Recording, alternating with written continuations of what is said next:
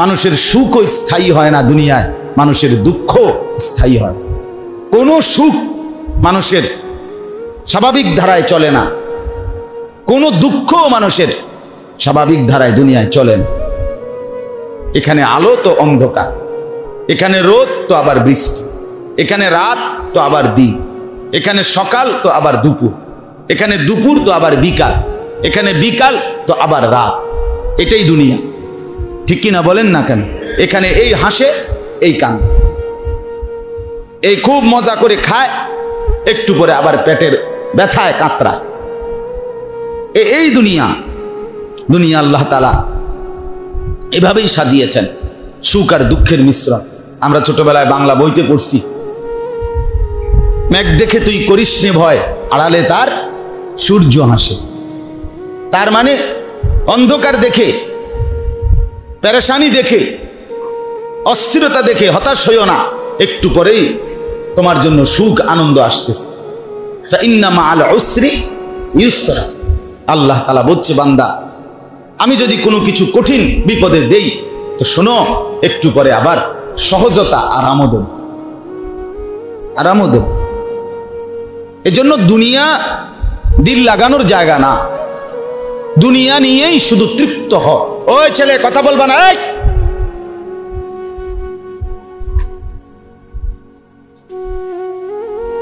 তুমি তো বর্ষ ধরে এই কথা বলতেছো বেটা।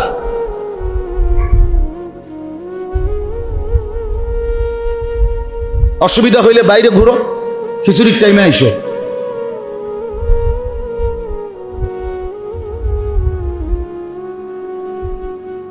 সোজা হিসাব, আজ নওজোয়ান কষ্ট করেই ফেরাইতে হবে, হাল ছেড়ে দিলে হবে না। হাল ছেড়ে দিছি আমরা সবাই, হাল হইতো না। হুজুর সমাজের অবস্থা খুব খারাপ, অনার আর সম্ভব। আশ্চর্য, এটা কি ওহী আসছে? এটা কি ওহী আসছে? জিবরাইল বলে গেছে যে আর সম্ভব না? কথা বলেন না, এরা আমাদের সন্তান, এদেরকে বদলাবে কে? তাইলে জিবরাইল। তাইলে হাল ছেড়ে দিব কেন? আমরা হাল ছেড়ে দিছি। চোখের সামনে আপন ছেলে নামাজ পড়ে না, বাবা মা হাল ছেড়ে দিছি। আর কি করুন? মেয়ে পর্দা করে না, আমি কি করুন? হুজুর বাপ হইলে ওই সিয়ারি, আমি কি করুন? আমার কি করার আছে? যখন যা চাইছে হুজুর সব দিছি, অন নামাজ পড়ে না, আমি কি করতে? বাহ, হাল ছেড়ে দিছেন না রে বাপ। নূহ আলাইহিস সালাম 950 বছর পরে যখন আল্লাহ তাআলা ওনাকে 950 বছর, কিন্তু 950 টাকাকে বলে না। 950 টাকা আর 950 বছর এক কথা। 950 টাকা মানে তো 50 টাকা কম 1000, কিন্তু 950 বছর আমনের আমার বাপ দাদা 14 গোষ্ঠীর কয়জনের হায়াত একত্র করলে হইব? একজন মানুষ, তিনি নবী, 950 বছর একটানা মানুষকে আল্লাহর দিকে ডাকছেন। এরপরেও যেদিন নৌকা ছেড়ে দিবে, তুফান চলে উঠছে, পানি উঠে গেছে, পানি দেখা যাচ্ছে, তুফানের বন্যার পানি, আল্লাহর গজবের পানি, তখনও কোরআনে আছে হযরত নূহ আলাইহিস সালাম তার ছেলেটাকে টানাটানি করছে। কেনান, যে ছেলেটা তখনও ঈমান আনে নাই, তারে বলছে ইয়া বুনাইয়ার কাম মা'ানা, হে আমার সন্তান, বাপ আয় না, ঈমান এনে নৌকায় উঠে আয়। বাপ, পানি দেখা যাচ্ছে, ওয়াফারাত তান্নূর, চুলার ভেতর থেকে পানি বের হয়ে গেছে, পানি দেখা যায়, বাবা আয় না। ছেলেটা বলছে না আব্বা, সাআবি ইলা জাবালিন ইয়াসিমুনি মিনাল মা, আপনি যান, আমি আপনার খোদার তুফান আসলে, পানি আসলে আমি উঁচা পাহাড়ের উপরে আশ্রয় নেব। ইয়াসিমুনি মিনাল মা, ওই পাহাড় আমাকে আপনার খোদার পানি থেকে বাঁচায় দিবে। দেখেন নূহ আলাইহিস সালাম তখনও রাগ হয় না। আরে কয় কি রে ডাকায়, কার লগেরে তুই কইলি কথাটা? আল্লাহর সাথে কথা বোঝেন নাই না? এটা বলে নাই, বলছে লা আসিমাল ইয়াউমা মিন আমরিল্লাহ। আবারও বলছে বাপ দেখ, ভুল করিস না বাপ, বিশ্বাস কর, আজকে আল্লাহর হাত থেকে কেউ বাঁচাইতে পারবে না রে বাপ, কেউ বাঁচাইতে পারবে। এইভাবে আবার বলছে, কোরআনুল কারীমের সূরা হুদের মধ্যে আছে। এরপরে নূহ আলাইহিস সালাম ছেলেটার হাত ধরে ফেলছে, ধরে বলছে, বাপ আয় না, কালেমাটা শুধু উচ্চারণ কর, আমি নৌকায় তুলে নেই, তুই বেঁচে যাবি। ছেলের টানাটানি করতেছে, বাবার হাত থেকে ছিঁড়ে ফেলবে, ছুটে যাবে। সে বলছে, আমি যাব না, কালেমা পড়বো না, ঈমান আনবো না। বাবা বলে, আয় না। এই টানাটানির ভিতরে আল্লাহর কোরআনে আল্লাহ বলেন, ওয়াহালা বাইনাহুমাল মাউজ ফাকানা মিনাল মুগরাকিন। একটা ঢেউ আসছে, এক ঢেউয়ের এক আঘাতে ঢেউয়ের বাড়ির লগে বাপ আর পুত্রের হাত চিরতরে খুলে গেছে, ছুটে গেছে। ফাকানা মিনাল মুগরাকিন, আল্লাহ বলে ছেলেটা তখন ডুবে গেছে।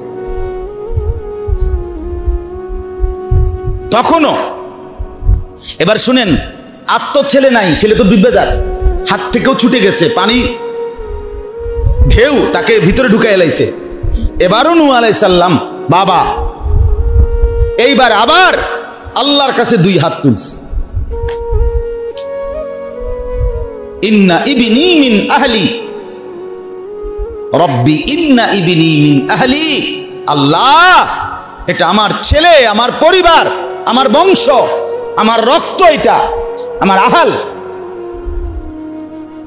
ওয়া ইন্না ওয়াদাকাল হক, আপনার ওয়াদাই সত্য মাওলা, আপনারই ফয়সালা। ওয়া আনতা আহকামুল হাকিমিন, আপনি হচ্ছেন শ্রেষ্ঠ ফয়সালাকারী। হায়াত দিবেন না মৃত্যু দিবেন আপনি জানেন, আমার কোনো হাত নাই। তবে আল্লাহ শুধু এদ্দুর, আমার তো কলজাটা মানতেছে না মাওলা, এটা আমার যে ছেলে। তখন আল্লাহ তাআলা বলছে, ইয়া নূহ ইন্নাহু লাইসা মিন আহলিক ইন্নাহু আমালুন গায়রু সালিহ। না রে নূহ, সাবধান, আর কখনো বলবা না এটা তোমার সন্তান না। বেঈমান সন্তান হয় না ঈমানদারের, মুশরিক মুমিনের সন্তান হয় না। এমন বড় পাপী কোন ঈমানদারের সন্তান হতে পারে না। ইন্নাহু আমালুন গায়রু সালিহ, তার প্রতিটা আমল বদ আমল, নাফরমানি আমার। ফালা তাসআলনি, এই ওখানে আছে, নূহ আলাইহিস সালামকে আল্লাহ নিষেধ করছে, সাবধান, ফালা তাসআলনি, আর কখনোই তার ব্যাপারে আমার কাছে কিছু চাইবা না, সাবধান। তখন নূহ আলাইহিস সালাম হাত নামায় ফেলছে, হায় মাওলা, আর হলো না। ওই পর্যন্ত বাপ তার সন্তানের ঈমানের জন্য বাঁচানোর জন্য জাহান্নাম থেকে চেষ্টা করে, এবারে গায়ের হতো না। আরামসে নাফরমান সন্তানের কামাই দিয়া ভাত খাইতে আছে, বন খাইতে আছে, আপেল খায়, মালটা খায়, ঘুম যায়। বাহ, জিঙ্গেল এখানে হইতো না, কইছি কত কই। অনার হুজুর এই জমানা নাই, এই জমানা নাই। আগের হেদিন নাই হুজুর, অনকার ফুলান্ডি কেরম জানি, ফুলান্ডি আগের ফুলান্ডির নাক আছিল সামনে, অনকার ফুলান্ডির নাক পিছি। কে তো অন কি ফুলান্ডির সমস্যা কি? কথা বলেন না কেন? এখনকার ফুলাফান্ডি বানাইছে প্লাস্টিক দিয়া, তো সমস্যা কি? কনকার ফুলান্ডি জানি কেরম না। আসল কথা হলো আপনার ভিতরে সন্তানকে বাঁচাবার আখিরাতের ফিকির আপনার হৃদয় থেকে চলে গেছে। যদি বাপ মনে করত আমার সন্তানকে আমি বাঁচাইতেই হবে, তো খোদার কসম প্রয়োজনে সারা রাত সেজদা দিয়ে চোখের পানি ফেলে কাঁদতো, আল্লাহ আমার ছেলে যদি বরবাদ হয়, মেয়ে যদি বরবাদ হয়, স্ত্রী যদি শেষ হয়ে যায়, আমার খাট দিয়ে কি হবে, সোফা দিয়ে কি হবে, ফার্নিচার দিয়ে কি হবে, টাইলসওয়ালা বাড়ি দিয়ে কি হবে, আমার গাড়ি দিয়ে কি হবে, কুটি চমুনি আমার জায়গা দিয়ে কি হবে, আমার হবেটা কি মাওলা? খোদার কসম এটা চোখের পানি ফেলে সেজদায় গড়াগড়ি করে কাঁদতো ওই বাংলা। কিন্তু ভুলে গেছে বাপেও আখেরাত, এজন্য সন্তানও ভুলে গেছে, মাও ভুলে গেছে পর্দা, এই জন্য মাইয়াও ভুলে গেছে পর্দা। কথা বুঝেন নাই? সবাই ছেড়ে দিছে সবাইকে, যার যে মা কইছে জি তুই তোর মতো চল, জি কইছে মা আমনে আমনের মতো আড়েন, বাপে কইছে ফুত আব্বা যায় ঝামেলায় থাই বাবুরে, সব তোর যে সময় যা লাগে কইস, তুই তোর বন্ধু বান্ধবের লগে চল। বন্ধু ফোলাই নিয়ে কইছে আব্বা আমিও বুঝি আমনে বুড়া মানুষ, আরো আমনের লগের আরো বন্ধু বান্ধব আছে, এক লগে বিড়ি খাওয়ান লাগে, আমনেরা একসাথে বইয়েন। আচ্ছা ঠিক আছে, আমি সেদিকে যাইতাম না, আমনের লগের গুণের লগে আপনি বিড়ি খান, চা দোয়ানে গপ মারেন। তাইলে বাপের দিকে গেছে গা, ফুতে ফুতের লাইনে, বউ বউর লাইনে, জি ফুতের লাইনে, এটারই বুঝি বলে মুসলমান পরিবার?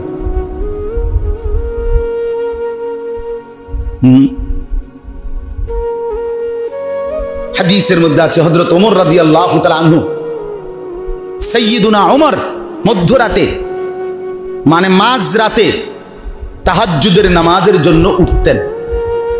উঠার পরে কিছুক্ষণ নিজে তাহাজ্জুদ পড়তেন, পড়ার পরে রাত্রির যখন আর এক ভাগ বাকি, খোদার কসম হাদিস, হযরত ওমর রাদিয়াল্লাহু তাআলা আনহু আইকাযা আহলাহু, তখন নিজের স্ত্রী সন্তানদেরকে জাগিয়ে দিতেন, বলতেন আর অল্প একটু সময় বাকি, ওঠো 2-4 রাকাত তাহাজ্জুদ পড়ো এবং ফজরের নামাজের জন্য প্রস্তুতি নাও।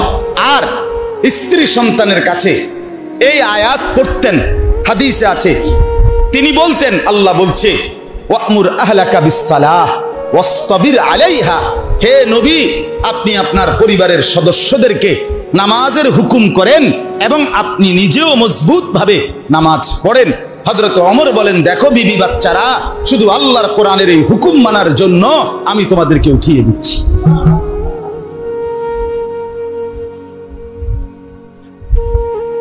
এটা আমল, এটা মুমিনের আমল, মুসলমানের ডিউটি, মুসলমানের জিম্মাদারি এটা। আজকে আমাদের এই হালাত কোথায় গেল? কেন আমরা ভুলে গেলাম? কেন আমরা ভুলে গেলাম? আল্লাহর নবী সাল্লাল্লাহু আলাইহি ওয়াসাল্লাম তার কন্যা ফাতেমাকে নিজের ঘরের দরজায়, ফাতেমার ঘরে গিয়ে কড়া নাড়তেন আর বলতেন, ফাতেমা কুমি লিসসালাহ, ফাতেমা নামাজের জন্য ওঠো, আনকিজি নাফসাকা মিনান নার, মা জাহান্নামের আগুন থেকে নিজেকে বাঁচাও মা, ফা ইন্নী লা উগনি আনকি মিনাল্লাহি শাইআন, আমি আল্লাহর কসম মা মুহাম্মদের মেয়ে বলে হাসরের ময়দানে আমি তোমার কোনো উপকার করতে পারবো না। আমার মেয়ে বললে হবে না রে মা, তোমার সেজদা, তোমার পর্দা, তোমার তাসবিহ, তোমার গোলামি, তোমার বন্দিগি তোমার জাহান্নাম থেকে বাঁচাও। মুহাম্মদের মেয়ে বললে হবে না, হাসান হুসাইনের মা বললে হবে না, আলীর স্ত্রী বললে হবে না, তোমার আমল নামা তোমাকে দেখাই। সেখানে আপনাদের আমাদের জন্য কি সান্ত্বনা? তাইলে আপনারা আমরা কি কি আশায় বসে আছেন বলেন? বলেন কোন ব্যক্তি কর্তব্য পূর্ণ আদায় করে একেবারে ইনসাফ বিচার কাকে বলে? যদি কারো মাথার মধ্যে সামান্য দেমাগ থাকে, আপনারা বলেন কোন মানুষ তার দায়িত্ব কর্তব্য পূর্ণ পালন করলে এরপরে সে কারো সুপারিশ চায়, আপনি একটু বলেন। কিন্তু কোনোই যোগ্যতা নাই, বরং তিনি যা চায় তার একদম উল্টা কইরা এই লোক ওই ব্যক্তির কাছে সুপারিশ চাওয়া, এটা কি ইনসাফ? তো রাসূলুল্লাহ সাল্লাল্লাহু আলাইহি সাল্লাম সুপারিশ করবেন মানে কি এই যে নবী বলে দিছে উম্মত চুরি, ডাকাতি, জিনা, ব্যভিচার, মদ, জুয়া, অশ্লীল ছবি, গান, বাদ্য, নাটক, সিনেমা, সুদ, ঘুষ, যা ইচ্ছা তা করতে থাকো, কোনো টেনশন করো না, আমি নবী আছি, আমি সুপারিশ করে তোমারে বেহেশতে পাঠামুই পাঠামু। এটাই তো নবী বলছে না?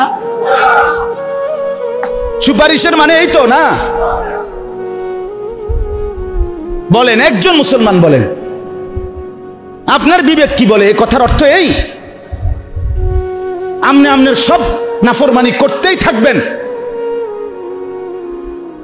এ তো খ্রিস্টানদের আকীদা, এ তো কাফেরের আকীদা, মুসলমানের আকীদা না। খ্রিস্টানদের আকীদা কি জানেন? খ্রিস্টানদের আকীদা হলো ঈসা আলাইহিস সালামকে তারা নিজেরা ফাঁসিতে ঝুলাইছে, ক্রুশের মধ্যে বিদ্ধ করে, ওই যেটা তারা গলার মধ্যে চিহ্ন ব্যবহার করে।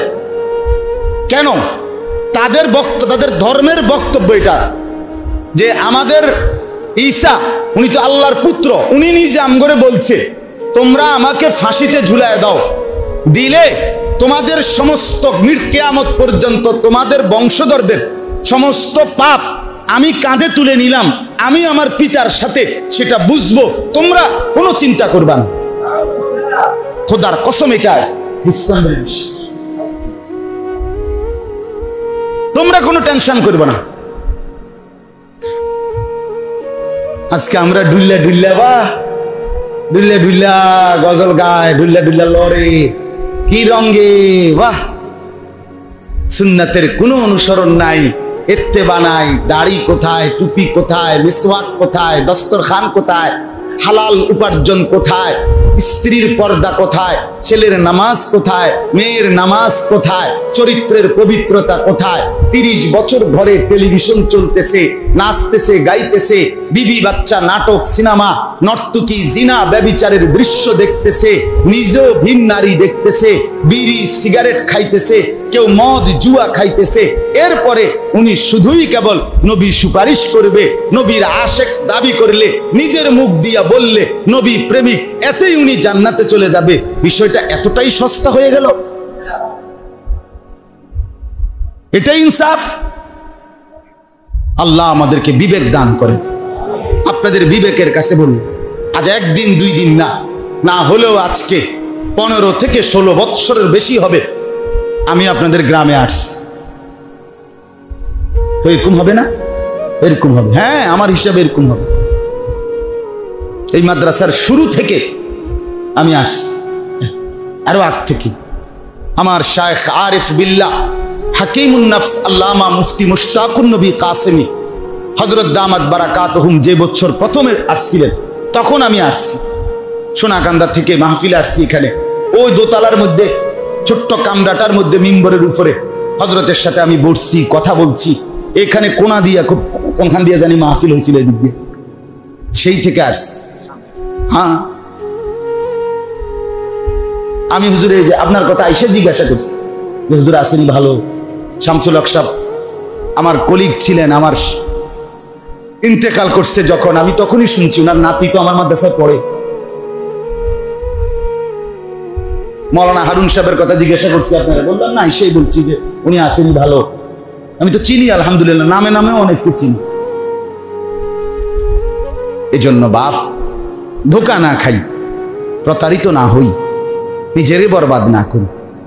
কে কোন পক্ষের, কে কার বিপক্ষের, এগুলো বাদ দে। আপনি জান্নাতি হবেন এই ব্যাপারে নিজের প্রস্তুতি নিন। জাহান্নাম থেকে বাঁচার চেষ্টা করেন, নিজের জিন্দেগিটা কদর করেন। রাসূলুল্লাহ সাল্লাল্লাহু আলাইহি ওয়াসাল্লামের নসিহত সুন্নাতের আলোকে জীবন সাজান। ছেলেদেরকে বলি, বাপ তোমরাও মনে করো মা বাবা যথাযথ কদর করলো না আর কি, তবুও নিজেরে নষ্ট করো না।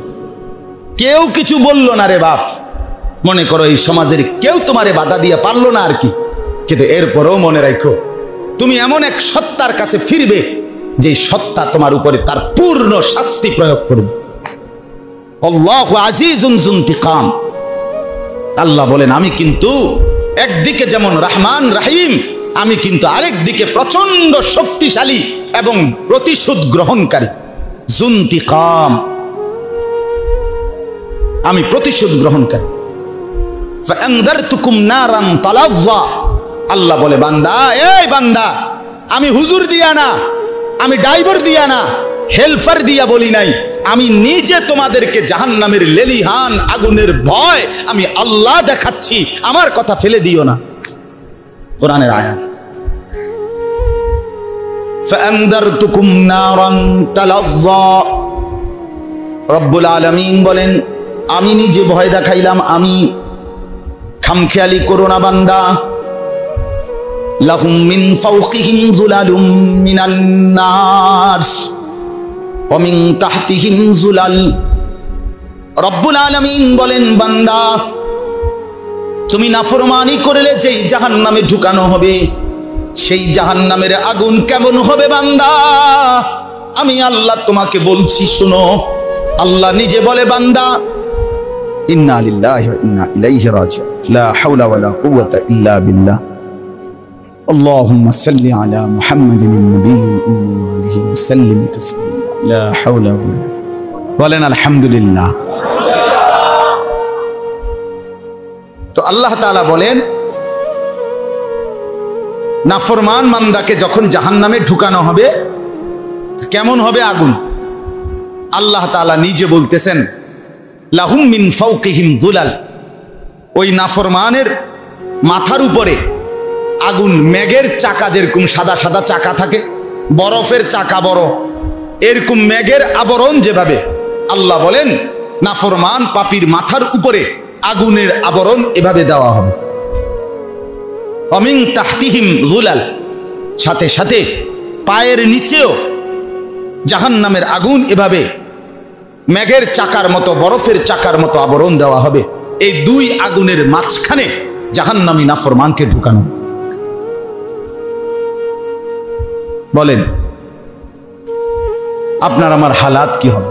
আমরা হাদিসে পড়ছি রাসূলুল্লাহ সাল্লাল্লাহু আলাইহি ওয়াসাল্লাম বলেন, জাহান্নামের সবচেয়ে হালকা, সবচেয়ে সামান্য আযাব যে ভোগ করবে, সবচেয়ে হালকা আযাব, সেটা হলো সবচেয়ে কম আযাব যাকে দেওয়া হবে তাকে একটা শুধু কেবল পায়ের তালুতে একটা আগুনের জুতা অথবা জুতার স্যান্ডেলের ফিতা, এতটুকুই শুধু কেবল আগুনে পড়ানো হবে আগুনের, আর পুরা দেহে আগুন জ্বলবে না, শুধু এতটুকু।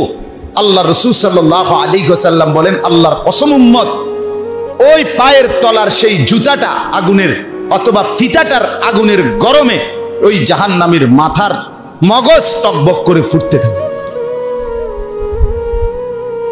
আর সে মনে মনে ভাববে, নবীজি বলেন যে এই জাহান্নামের সবচেয়ে বেশি আসাদ্দু, মানে সবচেয়ে বেশি আযাব তাকে দেওয়া হচ্ছে, অথচ এটা হলো সবচেয়ে হালকা আযাব। আল্লাহ আমাকে মাফ করে দেন। অতএব বাপ, এতগুলো কথা বলার অর্থ হলো ঘুরে ফিরে মূল বক্তব্য এক নম্বর এটাই বুঝানো। কথা শুরু করছিলাম আমি, মনোযোগ, আন্তরিকতা, আগ্রহ, আল্লাহর কথা শুনবার প্রতি দিলের আগ্রহ থাকা চাই। দুই নম্বরে বলছি, দিন মানার ক্ষেত্রে আপনি আপনার জীবনের সবটুকু দিয়া হাক্কা জিহাদি, আপনি চেষ্টা করবেন, শুধু চেষ্টা না, জীবনের সবচেয়ে বেশি চেষ্টা যে বিষয়ে ব্যয় করবেন সেটা হলো দিন মানার ব্যাপারে, দিন মানানোর ব্যাপার। অর্থাৎ নিজে দিন মানার জন্য এবং পরিবারের সদস্যদেরকে দিন মানানোর জন্য জীবনের সবচেয়ে বেশি পরিশ্রম, কষ্ট, মেহনত, ফিকির, চেষ্টা ব্যয় করা, এটা মুমিনের পরিচয়, এটা মুমিনের সিফাত। আমরা অনেক সময় দুনিয়ার ব্যাপারে বলি না যে হুজুর আল্লাহ হইতে পারবো, এই বিল্ডিং খান করতে গিয়ে আমি কত কষ্ট করছি, বলি কি না বলেন? এই জমি খান দলিল করতে, টাকাগুলো ব্যবস্থা করতে হুজুর আমার বুকটা মাটির লগে লাগিয়া গেছে, আমি জানি কত কষ্ট করছি।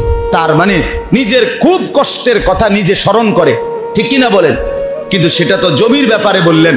বিল্ডিং আমি একদিন দেখছি এক ভদ্রলোক আমাদের ক্যান্টনমেন্ট এলাকার, আহারে বেচারা বয়স্ক মানুষ, আপনাদের থেকেও বেশি হবে বয়স্ক মানুষ, সারাদিন আপনার বিল্ডিং করেন, রাজমিস্ত্রিরা যে ইট গাইতে যায়, পরের দিন ফজর পইরা উনি সালামটা ফিরাইয়াই দেখি, প্রায় দিন দেখছি এই দুইটা বালতির মধ্যে পইরা আলগিরিয়া বেটা বাঁকা হইয়া যাইতেছে বুড়া মানুষ, এরপরও দুইটা বালতি আলগাইয়া পানি ওই পুকুর বা খালের থেকে লইয়া এই বিল্ডিং এর ওয়ালডির মধ্যে দিতেছে।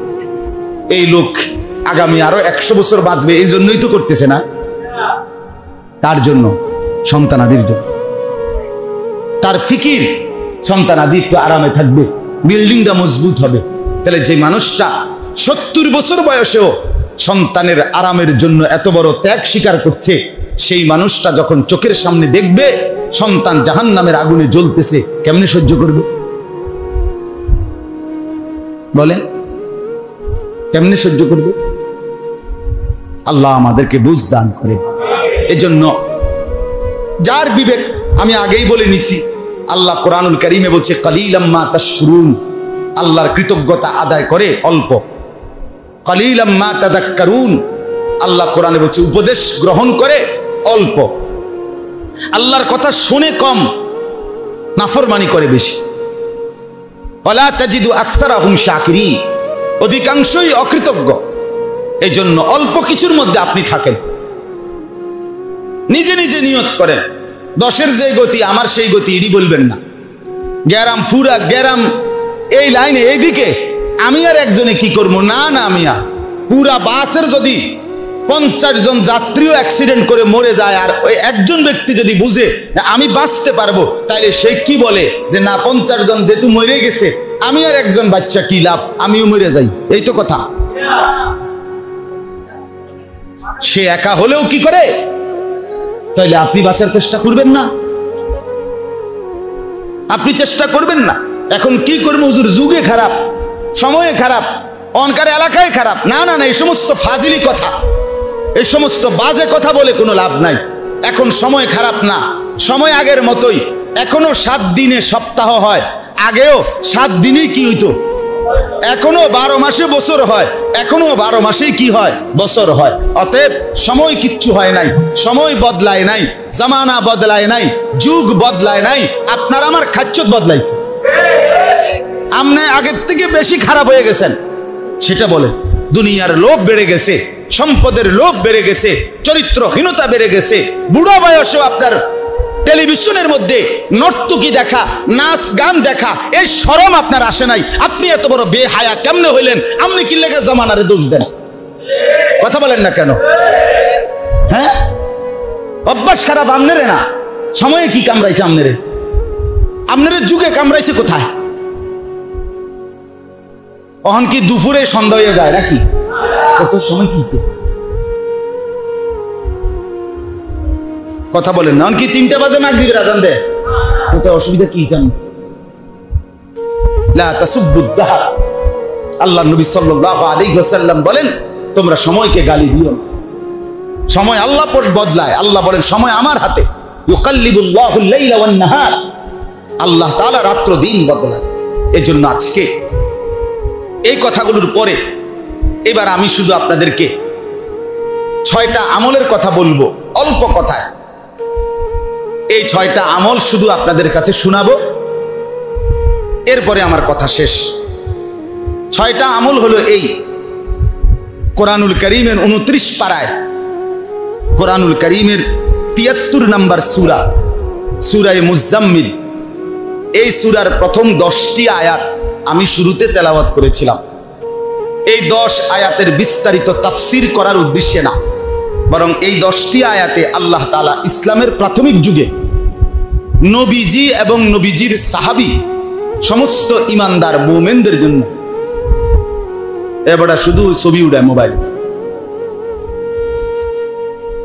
মানে উনি যে ওয়াজে বইছি রে বাইক গিয়ে দেখাই, বুঝেনি?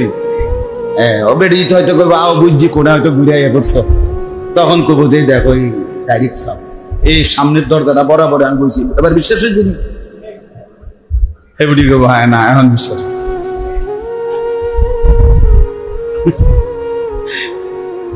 অনেক ছেলে পেলে আছে না, হুজুরের লগে একটা ছবি উড়াইব, মানে হাসরের ময়দানে ফেরেশতা যদি জিঙ্গা, ফেরেশতা দেখো ফাইজলাই মনে করো না, মোবাইল দিয়ে একেবারে সব আকাম করছি এমনও না, বালা বালা হুজুরের লগে কি উঠাইছি, সেলফি উঠে। তখন ফেরেশতা কি বলবো জানেননি? ফেরেশতা বলবে হুজুরের শুদ্ধাজ্জা ফিডু, হুজুর পাবলিক সমানে ফিডো, সেলফি হুজুরের ফিডা দিব। এই জন্য আমরা বড় ভয়ে আছি ভাই, ভয়ে আছি, বড় পেরেশানিতে আছি। যাই হোক, আল্লাহ মাফ করে দেন। সূরা মুজাম্মিল দেখেন, আমার একটা অভ্যাস, অভ্যাসটা কি আসলে উদ্দেশ্য হইল প্রত্যেকের দিল আল্লাহর দিকে ফেরানো, কোরআনের কথার দিকে ফেরা। এই জন্য নজর করি আর কি, চারিদিকে টর্চ লাইটের মতো চোখ ঘুরাই। মনে করেন কেউ বুট খাবে, বাদাম খাবে, কেউ মোবাইল টিপবে, কেউ বইবার জিমাবে, কেউ ঠ্যাং সরাইয়া বসবো। এতে আসলে কি হয় না, ওই বেচারার কোনো ফায়দা হয়। আল্লাহর কথা যদি মনোযোগ দিয়ে কিছুটাও শোনে, পাথরের মধ্যেও যদি ধারাবাহিক পানি পড়ে, পাথর কি হয়ে যায়, ছিদ্র হয়ে যায়। তো মুমিনের দিল তো পাথর না, আরো নরম। মুমিনের দিল বদলাবে না কেন? চেষ্টা করতেই হবে, হতাশ হলে হবে না। আমি হতাশ না, আমি নার্ভাস হই না, কখনোই হই। নতুন উদ্যমে বারবার বলতে থাকি, বারবার বলতে থাকি। ছেলেদের জন্য বলি, যুবকদের জন্য বলি, দিবানিশি বলি, দিবানিশি বলি। আমাদের এই ছেলেরা মুসলমানের ছেলে, এদের মা মুসলমান, এদের বাবা মুসলমান। বাবা এরা ছোটবেলায় জন্মের পরে এদের কানে গান শোনায় নাই, আজান শোনাইছে। আজ মোবাইল এদেরকে ভুলায় দিছে। আজ এক নর্তকী তাদেরকে ভুলায় দিছে, আজ খেলোয়াড় ভুলায় দিছে, আজ সিনেমার নায়ক ভুলায় দিছে, আজ রাস্তার মেয়ে বেপর্দা নারী তাকে আখিরাত ভুলায় দিছে। হতে পারে ধুয়ে মুছে একটু সাফ করে দিলে, মনে করাই দিলে, চেষ্টা করলে, আল্লাহর দয়া হলে এখান থেকেও একদিন জুনায়েদ বাগদাদি হতে পারে। এইমাত্র মাওলানা মারুফ ভাই বললেন আজীব কথা, আজ থেকে সেই কত বছর আগে শুরু করলেন, এখন মহল্লার প্রায় 100-র মতো ছাত্র মাদ্রাসায় পড়ে, আলেমে দ্বীন হয়েছে অনেক ছেলে, শহরের বন্দরে পড়ালেখা করে। তাইলে আজ থেকে 10 বছর আগে, 15 বছর আগে তখন কেউ ভাবে নাই, এখন সেই ভাবনা বাস্তবায়ন হচ্ছে। 30 বছর পরে দেখা যাবে মহল্লার অনেক ছেলে আলেমে দ্বীন হয়ে গেছে। হতাশ হইতে নাই, একজন একজন করেই হোক, দুইজন করেই হোক, অল্প অল্প করেই হোক। যে সমস্ত ইমাম সাহেবরা আছেন আপনাদের কাছেও বল, হতাশ হবেন না, হতাশ হুজুর বিশ্বাস করেন, আমি যে মহল্লাতে ইমামতি করি এখানে 12 কুতুব। আমি আল্লাহর জমিনে যত জায়গায় এই পর্যন্ত গেছি, আমার এই ছোট্ট জীবন সব জায়গার মানুষে কইছে হুজুর এখানে 12 কুতুব, 13 কুতুব কোনান হয়েছে, আর 11 কুতুবও শুনি নাই, সবখানে 12 জন করে। তার মানে প্রত্যেক জায়গায় শয়তান বান্দরা মানুষ, ফাসাদ করা, ফিতনাবাজ এবং ঝগড়াটে, ষড়যন্ত্রকারী, বিদ্বেষকারী, হিংসুক আল্লাহর জমিনের সর্বত্র আছে। কথা বুঝেন না? এখন এমন কোন এলাকা বাংলাদেশে যে ইউনিয়ন, যে হুজুর এই ইউনিয়নের এই মাথার থেকে হে মাথা পর্যন্ত সবাই আব্দুল কাদের জিলানির ঘরের লোক, এটা কোন এলাকাটা? তাহলে 12 কুতুব নাহি কোনা নেই, এটি কোনো কথা না, ঠিক কিনা বলে? আমার মেহনত করে যাও, আমার চেষ্টা চালায়া যাওয়া, অব্যাহত চেষ্টায় একদিন আল্লাহর দয়া হবে, আল্লাহর মেহেরবানি হবে, আল্লাহ তৌফিক দান করে। চলেন 6টা আমল ইসলামের প্রাথমিক যুগে, একবারে প্রথম দিকে কোরআন নাজিল যখন শুরু হয়, ওই সময়ের প্রথম 2, 3, 4 বার যখন কোরআন নাজিল হইতেছে, এই সময়ে এই সূরা নাজিল হয়েছে। এই সূরার মাধ্যমে আল্লাহ তাআলা প্রথম 10 আয়াতে নবীজি সাল্লাল্লাহু আলাইহি ওয়াসাল্লাম এবং সাহাবায়ে কেরামকে বলেছেন 6টি বিষয়ে, খেয়াল করেন কথাটা, 6টি বিষয়ে তোমরা অভ্যস্ত হও, তাহলে পুরা ইসলাম মানা, দ্বীন মানা, আল্লাহর বিধান মানা, নেক আমল করা, গুনাহ ছেড়ে দেওয়া, এই বিষয়গুলোর যোগ্যতা অটোমেটিকলি আল্লাহর দয়ায় তোমাদের মধ্যে চলে আসবে। কয়টি বিষয়ে অভ্যস্ত হও? 6টি। একজন সালেক, একজন আল্লাহর পথের প্রতীক, একজন জান্নাতের প্রত্যাশী, জাহান্নাম থেকে যে নিজেকে বাঁচাইতে চায়, আল্লাহকে রাজি খুশি করে যে মরতে চায়, সমস্ত শরীয়তের বিধান যে মানতে চায়, ইমানের 77 শাখা সবগুলো যে পালন করতে চায়, আল্লাহকে পুরা রাজি খুশি করতে চায়, আল্লাহ প্রথম দিকে ইসলামের শুরুতেই এই সূরা নাজিল করে বললেন, বন্ধু সবাইকে নিয়ে বিশেষভাবে 6টি বিষয়ে অভ্যস্ত হন। এই 6 বিষয়ে যদি অভ্যস্ত হন, তাইলে আশা করা যায় ইনশাআল্লাহ পুরা ইসলাম আমল করা, মানা, আদেশগুলো পালন করা, নিষেধগুলো ছেড়ে দেওয়া আপনি এবং আপনার উম্মতের জন্য সহজ হয়ে যাবে। 1 নাম্বার হলো কিয়ামুল লাইল। কুমিল লাইলা ইল্লা কালিলা। 1 নম্বরে বন্ধু রাত্রি জাগার অভ্যাস করুন, তাহাজ্জুদের নামাজ। 1 নম্বরে কুমিল লাইলা ইল্লা কালিলা, সারা রাত বন্ধু ঘুমাবেন না, অল্প কিছু সময় ঘুমিয়ে কিছুটা সময় একান্তে রাত গভীরে শুধু কেবল আমি আর আপনি, আপনি আর আমি, বান্দা আর আল্লাহ, আল্লাহ আর বান্দা, এই নিবিড় সম্পর্ক কায়েম করেন। সুবহান। রাত গভীরে কিয়ামুল লাইল, তাহাজ্জুদ, গভীর রজনীর নামাজ, এটা 1 নম্বর। কোন মুসলমান যদি রাত্রি নিশীথের এই তাহাজ্জুদের নামাজে অভ্যস্ত হয়, খোদার কসম সমস্ত আমল করার প্রেরণা, সমস্ত গুনাহ ছাড়ার মতো হিম্মত খুদ আল্লাহ তাকে দান করে। তাহাজ্জুদ এত বড়, এটা একটা অ্যাটম শক্তি, হাই অ্যান্টিবায়োটিক,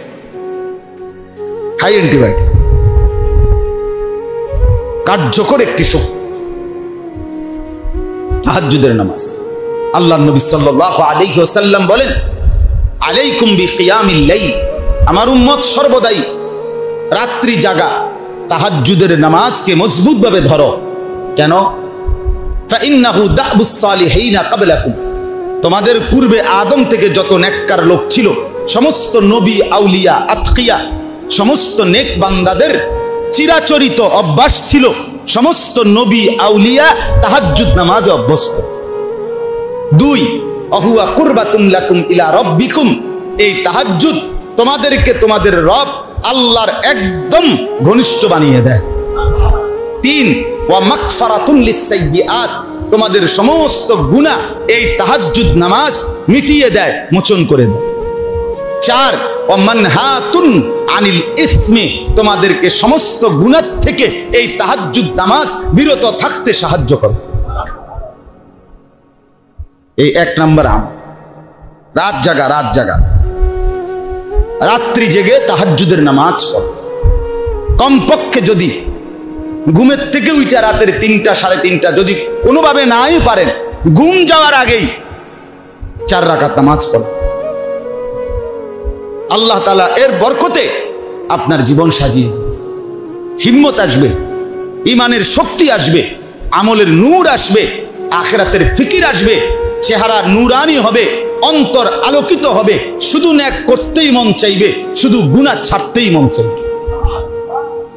1 নম্বর আমল, এটা শুরুতে বলছি, ইসলামের প্রাথমিক যুগ। তাফসীরের মধ্যে আছে সাহাবায়ে কেরাম সারা রাত, নবীজি সারা রাত নামাজে দাঁড়িয়ে থাকতেন, সারা রাত পড়ে মজা পাইতেন।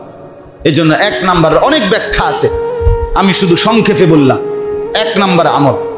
2 নাম্বার, ওয়ারাত্তিলিল কুরআন তারতিলা, বিশুদ্ধ স্পষ্টভাবে কোরআনুল কারীম তেলাওয়াত করা। 2 নাম্বার আমল কি বলেন?